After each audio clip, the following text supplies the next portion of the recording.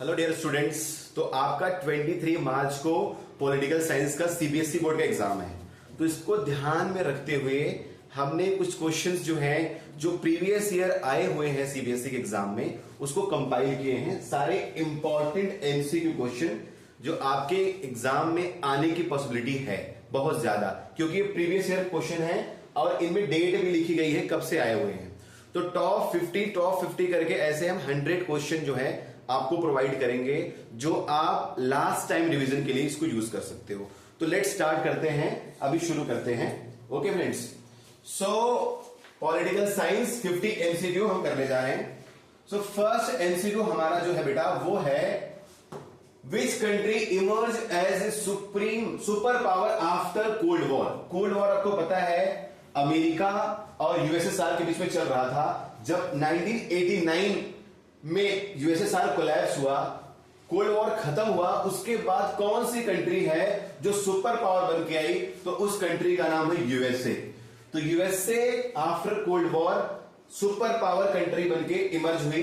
Russia तो Russia की power कम हो गई और यूएसएसआर की पावर कोलैप्स हो गया। सेकेंड है बेटा विच ऑर्गेनाइजेशन रिप्लेस गैट इन 1995। बेटा गैट का फुल फॉर्म होता है general agreement on tariff and trade. ये बनाया गया था आफ्टर सेकेंड वर्ल्ड वॉर और इसको रिप्लेस करके डब्ल्यूटीओ आया इसको रिप्लेस करके गैट को, जिसका फुल फॉर्म है वर्ल्ड ट्रेड ऑर्गेनाइजेशन। आईएमएफ को आप जानते हो, इंटरनेशनल मॉनेटरी फंड। आसियान को जानते हो, वर्ल्ड बैंक। ठीक है ना। तो आईएमएफ से ही जो है पाकिस्तान जो है पैसे मांगता रहता है और कई बार आईएमएफ जो है अपने रूल्स रेगुलेशन बताता रहता है पाकिस्तान को, अगर पैसे चाहिए तो ये करो, पैसे चाहिए तो वो करो। नाउ थर्ड क्वेश्चन हमारा है बेटा which country was the leader of the socialist block during cold war. Cold war के टाइम पे कौन सी कंट्री थी जो लीड कर रही थी कोल्ड वॉर को? तो वो थी यूएसएसआर।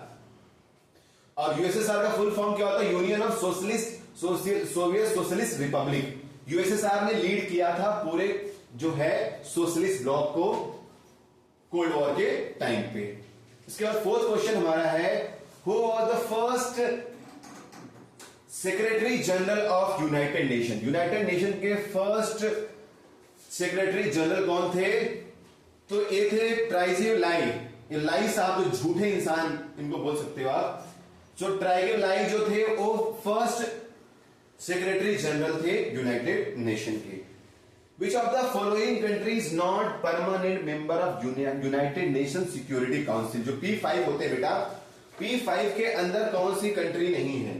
तो बेटा P5 के अंदर कौन सी कंट्री नहीं है, एक बार इसको देख लेते हैं। तो चाइना है, ऑलरेडी में पता है, रशिया भी है, फ्रांस भी है। तो जर्मनी जो है ना बेटा, जर्मनी जो है P5 के अंडर में नहीं है। ठीक है ना।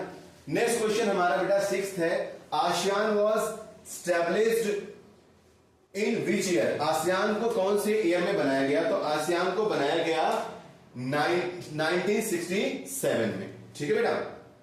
आसियान क्या है? Association of south east Asian nation. जो साउथ ईस्ट एशिया के कंट्रीज हैं उनका एक ग्रुप है, उसको बोलते हैं आसियान, जिसके अंदर म्यांमार आता है, कंबोडिया आता है, थाईलैंड आता है और फिलीपींस आता है। ये सारी कंट्रीज का एक ग्रुप है, उसको बोलते हैं आसियान। इसको बनाया गया 1967 में। नेक्स्ट क्वेश्चन देखते बेटा जो आपके एग्जाम में आ सकता है। बेटा ध्यान से देखो, इसमें आगे लिखा भी है कि कौन से ईयर में ये क्वेश्चन आया हुआ है। ये क्वेश्चन जो मैं आपको 7th दिखा रहा हूं, ये पूछा गया है 2013 में। Which Indian prime minister sign the India US nuclear deal. जो इंडिया और यूनाइटेड स्टेट ऑफ अमेरिका के बीच में जो डील हुई थी उसको साइन किया था इंडिया के prime minister son of Sardar doctor Manmohan Singh ji ने साइन किया था। ठीक है, बड़ी कंट्रोवर्सी में थी। अटल जी इससे पहले हार चुके थे, राजीव गांधी का जो पीरियड था इससे पहले था। ठीक है, आफ्टर 1984। अब मोदी जी जिंदाबाद, अभी एकदम धुआंधार चल रहे हैं हमारे मोदी जी। 8th क्वेश्चन है non alignment movement NAM was founded. अब नैम को बनाया गया बेटा कौन से ईयर में? तो नैम को बनाया गया 1961 में। नेहरू जी, ठीक है, इंडोनेशिया के प्रेसिडेंट सुकार्नो साहब और जो है इजिप्ट के प्रेसिडेंट, इस सबने मिलकर बनाया नैम, नॉन अलाइनमेंट मूवमेंट। ठीक है, और अगले साल ही चाइना ने पीट दिया इंडिया को 1962 में। ह्यूमिलिएटिंग डिफीट हमारी हुई। ठीक है बेटा। नेक्स्ट क्वेश्चन हमारा है which conference lead to the formation of non alignment movement. जो हमारा नैम बना, कौन सी ऐसी कॉन्फ्रेंस हुई जिसके बाद नैम का फॉर्मेशन किया? तो ये है भाई बांडुंग कॉन्फ्रेंस। और बांडुंग कहां है बेटा? बांडुंग है इंडोनेशिया के अंदर। 10th क्वेश्चन है हमारा बेटा, देखो 2017 में क्वेश्चन आया हुआ है, who was the first women prime minister of India? One and one, Indira Gandhi, जिसको अटल जी ने बोला कि आप तो देवी हो, साक्षात दुर्गा हो। किसको बोला? इंदिरा जी को। इंदिरा जी एकमात्र इंडिया की फीमेल प्राइम मिनिस्टर अभी तक थी और ये हमारी फर्स्ट है। ठीक है बेटा। सोनिया जी तो बनने से रह गई, सरोजिनी नायडू तो कब की चली गई बेचारी, और इनका तो छोड़ो, ये यूपी से थी। नाउ 11th क्वेश्चन है सीबीएसई का क्वेश्चन बेटा, 2019 में इस क्वेश्चन को पूछा है, which political party lead the United progressive alliance? UPA नाम सुना होगा। यूपीए प्रेसिडेंट, यूपीए चेयरमैन कौन है? सोनिया गांधी हुआ करती थी। तो कांग्रेस ने जो है बनाया यूपीए। बीजेपी का क्या है? बीजेपी का NDA, communist party of India, BSP को तो आप जानते ही हो। ठीक है बेटा। नेक्स्ट क्वेश्चन हमारा क्वेश्चन नंबर 12 है, ग्रीन रेवोल्यूशन जो इंडिया में कौन से डिकेड में स्टार्ट किया गया? इंडिया में ग्रीन रेवोल्यूशन की जो शुरुआत हुई थी बेटा, वो शुरुआत किया गया 60s के डिकेड में। 1960s के डिकेड में हमने क्या किया? ग्रीन रेवोल्यूशन की शुरुआत किया। Who proposed the two nation theory? दो देश होना चाहिए। कौन प्रपोज किया था? गांधी जी तो बोले भैया देश का बंटवारा मेरी डेड बॉडी के ऊपर होगा, तो गांधी जी तो कह नहीं सकते, नेहरू जी भी नहीं कह सकते, तो कहा किसने? जिन्ना साहब, ये तो हमारे सरदार जी, इन्होंने तो पूरे देश को इकट्ठा किया, ये तो बोल ही नहीं सकते। तो जिन्ना ने बोला वी वांट टू नेशन, दो देश चाहिए हमें। अब ये बेटा 14 नंबर क्वेश्चन है, 2015 में सीबीएसई के एग्जाम में आया हुआ है, the state reorganisation act was passed. आपने देखा होगा कि जो आपका पॉलिटिकल साइंस का चैप्टर है, फर्स्ट चैप्टर में ही इससे रिलेटेड है, जिसमें हमने पढ़ा है स्टेट रीऑर्गेनाइजेशन। और स्टेट रीऑर्गेनाइजेशन बेटा जो एक्ट था उसको पास किया गया 1956 में। 1956 में हमने बनाया स्टेट रीऑर्गेनाइजेशन एक्ट। ठीक है बेटा। अब 1971 में तो छोड़ दो, बांग्लादेश का लिबरेशन वॉर हुआ था। अब आते हैं 15th नंबर क्वेश्चन जो 2014 में पूछा गया है, जैसे ही मोदी जी की सरकार आई थी वैसे ही क्वेश्चन आया था। Which state was created first on linguistic basis? बेटा इसमें आएगा आंध्र प्रदेश पहला स्टेट था जिसको लैंग्वेज के नाम पे बनाया गया, जिसको लेके हंगर स्ट्राइक पे कौन बैठा था? आप मुझे बताओगे कमेंट के अंदर। कौन सा लीडर था? गांधी लीडर था जो हंगर स्ट्राइक पे बैठ गया था, विशाल आंध्रा की डिमांड कर रहा था। The emergency in India was declared. अब इंडिया में इमरजेंसी कब लगाई गई? 1975। कौन भूल सकता है इस काले दिन को? वैसे बीजेपी हमेशा याद दिलाती रहती है, काला दिन है ना बेटा। नेक्स्ट क्वेश्चन है 2012 में पूछा गया है, क्वेश्चन नंबर 17। अब बेटा क्वेश्चन नंबर 17 है, who was the president of India during emergency? So बेटा इमरजेंसी के टाइम पे इंडिया के प्रेसिडेंट थे फखरुद्दीन अली अहमद। जो फखरुद्दीन साहब हैं ये इंडिया के प्रेसिडेंट थे उस वक्त। नाउ 18th नंबर क्वेश्चन बेटा 2020 में पूछा है, which movement was lead by Jayaprakash Narayan? JP babu हमारे बिहार से थे, और इन्होंने जो है लीड किया मूवमेंट। इन्होंने बोला टोटल रेवोल्यूशन, इंदिरा हटाओ, सिंहासन खाली करो, जनता पुकार रही है। कौन थे? जेपी बाबू थे। ठीक है ना। क्विट इंडिया तो गांधी जी के टाइम था, चिपको तो उत्तराखंड में हुआ था, और नर्मदा बचाओ हम आगे देखने वाले हैं। ठीक है बेटा। नेक्स्ट क्वेश्चन है, Janata party government came into power में कब आई थी जनता पार्टी? 1977 में। पहली बार नॉन कांग्रेस सरकार बनी 1977 में, और जनता पार्टी की आई सरकार। नेक्स्ट क्वेश्चन है बेटा हमारा, which prime minister introduce new economic policy 1991 में? LPG reform. एलपीजी को कैसे भूल सकते हो? आजकल एलपीजी की बात चल रही है। गैस सिलेंडर का स्वागत ऐसे हो रहा है जैसे घर में दुल्हन आ रही है। ठीक है बेटा। तो ये थे हमारे इंडिया के प्राइम मिनिस्टर नरसिम्हा राव साहब, जो साउथ इंडिया आंध्र प्रदेश से थे। उन्होंने इस पॉलिसी को लाया। नेक्स्ट देखते हैं। नाउ क्वेश्चन नंबर 21 है बेटा, सीबीएसई में 2017 में पूछा है कि भाई उसमें पूछा है, which Indian state face insurgency मतलब जो इंसर्जेंसी, जो माओवाद, जो इंटरनल डिस्टर्बेंस का इशू था, जिसको उल्फा कर रहा था, और ये था आसाम स्टेट। आसाम के अंदर जो है ये ऑर्गेनाइजेशन था जो बहुत सारे टेररिस्ट एक्टिविटी कर रहा था। हालांकि भी शांति हो गई है। इनकी गोरखालैंड की डिमांड थी, बोडोलैंड की डिमांड थी, बोडोलैंड की, जो कि फुलफिल तो नहीं हुई, लेकिन इनको ऑटोनॉमी दे दिया गया फिलहाल के लिए। सीबीएसई 2016 में क्वेश्चन आया है, Punjab crisis was mainly associated with which leader. ठीक है ना। तो भिंडरावाला का नाम आपने सुना होगा, जिसको इंदिरा गांधी ने जो है ऑपरेशन ब्लू स्टार के थ्रू उनको जो है मरवा दिया था। इन्होंने चलाया था पंजाब, जो है पंजाब के अंदर जो इंसर्जेंसी का इशू था या क्राइसिस थे, उसमें भिंडरावाला का नाम आता है। शेख अब्दुल्ला तो कश्मीर के थे भाई साहब, इनको तो इंदिरा गांधी ने जेल में डाल दिया था।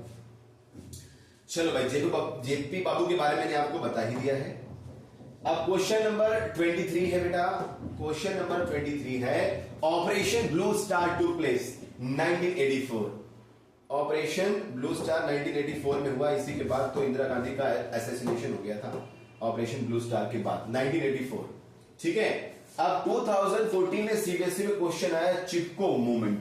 चिपको मूवमेंट किससे रिलेटेड था? तो फॉरेस्ट कंजर्वेशन से रिलेटेड था, जो विजय बहुगुणा जी के नेतृत्व में उत्तराखंड में ये बेटा ये चल रहा था, जिसमें लोग पेड़ों को पकड़ के चिपक जाते थे, बोले भैया हम नहीं बनने देंगे टिहरी डैम। ठीक है। नेक्स्ट क्वेश्चन हमारा है बेटा, who founded the Bahujan Samaj party. Bahujan Samaj party किसने फॉर्म की है? तो बहुजन समाज पार्टी को फॉर्म किया है हमारे नेताजी कांशीराम जी ने, और इसको अभी लीड कौन कर रहा है? बहन मायावती जी ने। ठीक है ना। तो ये सारे जो है लगभग सारे दलित लीडर के नाम लिखे गए। अम्बेडकर जी को आप जानते हो। तो बहुजन समाज पार्टी को किसने बनाया? बहुजन समाज पार्टी को बनाया कांशीराम ने। और बीएसपी के नारे बड़े फेमस है बेटा। बीएसपी का एक नारा था, चढ़ गुंडों की छाती पर, बटन दबेगी हाथी पर। ठीक है। एक नारा उनका था, जब कंपटीशन चल रहा था बीजेपी का, कांग्रेस का, समाजवादी पार्टी का, उस टाइम में बीएसपी ने बोला, चलेगी हाथी तो उड़ेगी धूल। क्या बोला? चलेगी हाथी तो उड़ेगी धूल, न दिखेगी साइकिल न खिलेगा फूल। ठीक है। ऐसे ऐसे नारे दिया है बीएसपी वालों ने। एक नारा इनका था, हाथी नहीं गणेश है, ब्रह्मा विष्णु महेश है। ठीक है ना। सबको इकट्ठा करने के लिए, ब्राह्मण को, बाकी कास्ट को।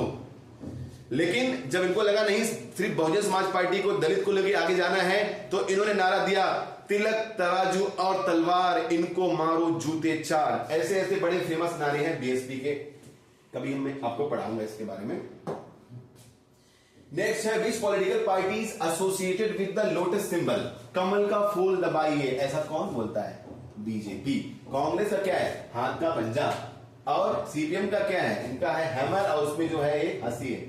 बीएसपी का हाथी आपको मैंने बताई दिया, भूलना मत भाई, हाथी को मत भूलना, हाथी को भूल मत जाना, नहीं तो फिर चढ़ गुंडों की छाती पर, बटन दबेगी हाथी पर। चलो बेटा, नेक्स्ट क्वेश्चन है, which body conducted election in India. तो हमारे यहाँ election commission of India election करवाता है। आजकल न्यूज में है, जो है इलेक्शन कमीशन के जो हेड हैं, आजकल एकदम नेताजी बन के घूम रहे हैं चारों तरफ। उनके खिलाफ जो है लाया है इम्पीचमेंट मोशन पार्लियामेंट के अंदर। देखो क्या होता है भाई साहब के खिलाफ।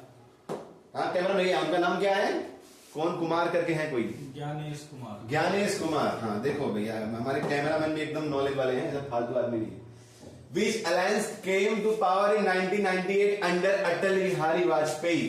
वाजपेयी जी ने बनाया एनडीए, नेशनल डेमोक्रेटिक अलायंस, और यूपीए को आपको बता दिया था सोनिया जी ने बनाया था, United progressive alliance. Third front ऐसा फ्रंट है जो बस फ्रंट ही बन के रह जाता है, सरकार में नहीं आते बेचारे कभी। नेक्स्ट है, मंडल कमीशन वाज रिलेटेड। तो मंडल कमीशन ने बोला भैया, रिजर्वेशन की बात किया कि मंडल कमीशन ने बोला कि ओबीसी को रिजर्वेशन दो, बेचारे वो भी गरीब हैं, परेशान हैं, जो सोशली एजुकेशनली बैकवर्ड हैं।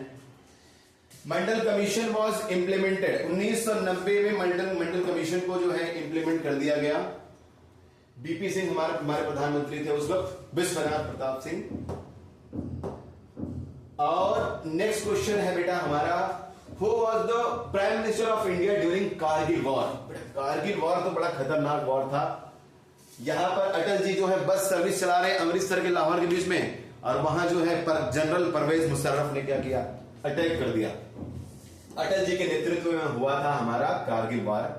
ठीक है बेटा। नेक्स्ट क्वेश्चन हमारा 32, कारगिल वॉर कौन सी ईयर में हुआ था? तो 1999 में हमारा कारगिल वॉर हुआ था। ठीक है बेटा, तो इसको याद रखना है। सीबीएसई का क्वेश्चन है 2014 में, मोदी जी के जमाने का क्वेश्चन है, जैसे ही मोदी जी आए थे। Which country is the largest trading partner in south Asia? अब देखो हमारा ट्रेडिंग पार्टनर इंडिया का साउथ एशिया में कौन है? साउथ एशिया में कंट्री कौन सी आती है? इंडिया, पाकिस्तान, नेपाल, भूटान, बांग्लादेश, श्रीलंका ले लो, मालदीव्स ले लो। ठीक है ना, कई बार अफगानिस्तान को भी ऐड करते रहते हैं। तो इस पूरे एरिया में आपको कौन लग रहा है कि ठीक ठाक ट्रेडिंग कर सकता है? पाकिस्तान तो कटोरा लेके भीख मांग रहा है, उसके बाद तो है ही नहीं, तो कौन करेगा? बांग्लादेश की इकोनॉमी ठीक ठाक है, थोड़ा गड़बड़ हुई बीच में भी फिलहाल, बट आ गए हैं जो नए प्रधानमंत्री साहब, करेंगे धीरे धीरे करके। क्या नाम है, क्या नाम है नए जो प्रधानमंत्री आए हैं? रहमान, कुछ तो रहमान खान करके नाम है। नहीं है, नहीं कोई नहीं, मुझे भी रहमान नहीं है, कोई नए आए हुए हैं, देखते हैं उनके बारे में। जो बेगम खालिदा जिया के बेटे हैं अभी, जियाउल रहमान नहीं, शायद जियाउल नहीं, दूसरा कोई नाम है, देख लेंगे। बच्चों को पता होगा बेटा, कमेंट करना कौन है बांग्लादेश का नया प्रधानमंत्री। Which organization promote regional cooperation in south Asia? South Asia में शांति बनी रहे, इसकी बात कौन करता है? इसकी बात करता है सार्क। लेकिन सार्क जो है एकदम सार्क की तरफ खाने के लिए दौड़ता है। सार्क बिल्कुल जो है जहां पर एक तरफ इंडिया बैठी, दूसरी तरफ पाकिस्तान, जो लड़ाई होती नेपाल भूटान गायब, भाग जाते छोड़ के। सार्क को स्टेब्लिश कब किया गया? तो सार्क को बनाया गया 1985 में। ठीक है भैया, सही बोल रहा हूं ना? 1985 में बनाया गया सार्क को। Which countries called the tiger economy of Asia? बाप रे बाप, टाइगर तो सबसे ज्यादा बांग्लादेश में, नाम ही उसका इसके अंदर। बड़ा टाइगर इकोनॉमी बोलते हैं साउथ कोरिया की इकोनॉमी को। इन्होंने अपनी बैकवर्ड इकोनॉमी, जो कि कोरियन वॉर के बाद इतनी बर्बाद हो गई थी, इसको इन्होंने इतना अच्छे से आगे लेकर गए, इसीलिए इनको बोलते हैं टाइगर इकोनॉमी। और डॉग इकोनॉमी आपको पता ही होगा। ठीक है, चलो आगे बनते हैं। डॉग से याद आया, पाकिस्तान का मैप देखोगे आपको लगेगा कोई कुत्ता है जो चाइना की तरफ देख रहा है, कभी देखना अच्छे से। नेक्स्ट है क्वेश्चन है, the European union was found by, ठीक है, क्या लिखा है, क्या प्रोनाउंस करेंगे इसको? मास्ट्रेट ट्रीटी। मास्ट्रेट ट्रीटी से बेटा क्या फाउंड किया गया? यूरोपियन यूनियन को फाउंड किया गया। कौन से ईयर में किया गया फाउंड? 1993 में। ठीक है, 1993 में बनाया गया यूरोपियन यूनियन। ठीक है, और कौन सी ऐसी कंट्री है जो 2020 में यूरोपियन यूनियन को टाटा बोल दिया? टाटा। कौन सी कंट्री है? यूके ने बोला ब्रेक्जिट माय एग्जिट, इन्होंने क्या कर दिया? एग्जिट कर दिया। नेक्स्ट क्वेश्चन है, which international organisation deals with the global peace and security? क्या बात है, सिक्योरिटी की बात, पीस की बात करता है यूनाइटेड नेशन। आप तो जानते हैं यूनाइटेड नेशन का क्या हाल है। ठीक है, टूथलेस टाइगर, अमेरिका इजराइल मार रहे ईरान को, यूनाइटेड नेशन शांति बनाए रखो, हम कड़े शब्दों में निंदा करते हैं, राजनाथ सिंह। चलो भाई next, the headquarter of United nation is located, कहां होगा? न्यूयॉर्क में होगा। अमेरिका तो छोड़े गए, सारे इंपॉर्टेंट ऑर्गेनाइजेशन उन्हीं के पास रहेंगे, फालतू वाले दे देगा अफ्रीका में।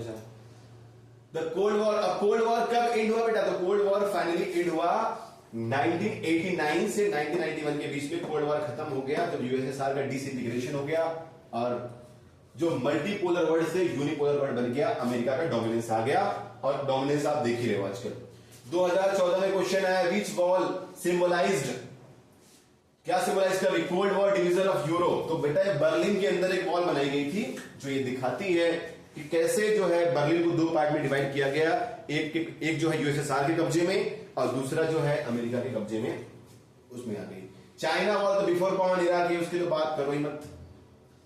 द बर्लिन वॉल कब जो है फॉल हुई? 1989 में बर्लिन वॉल को गिरा दिया गया और पूरा जो है जर्मनी एक हो गया। काश ऐसा ही हमारे यहां भी हो और अखंड भारत बन जाए, जो कि बीजेपी के मैनिफेस्टो में है, और एज ए इंडियन हम भी चाहते हैं। हालांकि मैं किसी पार्टी का सपोर्टर नहीं हूं, मैं आपको बस बता रहा हूं कि बच्चों को पढ़ाना होता है।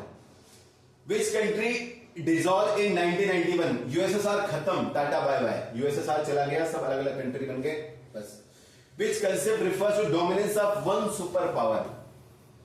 वन सुपर पावर क्या है? यूनिपोलर, एक पोल पे दुनिया रुकी हुई है। अभी कौन है? ऐसा बोलते तो हम मल्टीपोलर वर्ल्ड है, लेकिन आप देख रहे हो अमेरिका क्या है, किसी की चल नहीं रही। Which organization regulate the global trade? WTO। क्या रेगुलेट कर रहे हैं? सारे जो है शिपिंग लाइन पे जो है अटैक हो रहा है। ग्लोबलाइजेशन मेनली रिफर्स टू, अब ग्लोबलाइजेशन का मतलब क्या होता है ये तो छोटे बच्चे को भी पता है।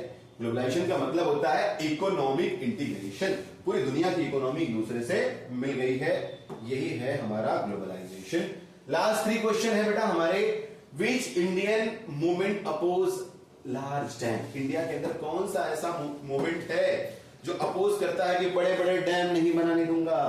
ये है बेटा नर्मदा बचाओ आंदोलन, जो सरदार सरोवर डैम के खिलाफ मध्य प्रदेश में चलाया गया, और जिसको लीड कर रही थी, कौन लीड कर रहा था? मेधा पाटेकर जी, ठीक है। Which term refers to the rule of people, अब रूल ऑफ पीपल तो डेमोक्रेसी के अंदर ही होगा, कॉमन सेंस की बात है। मोनार्की में तो राजा साहब का चलता है, डिक्टेटरशिप की तो बात ही मत करो। किंग जोंग उन आजकल शूटिंग वूटिंग कर रहे हैं बहुत ज्यादा भाई साहब।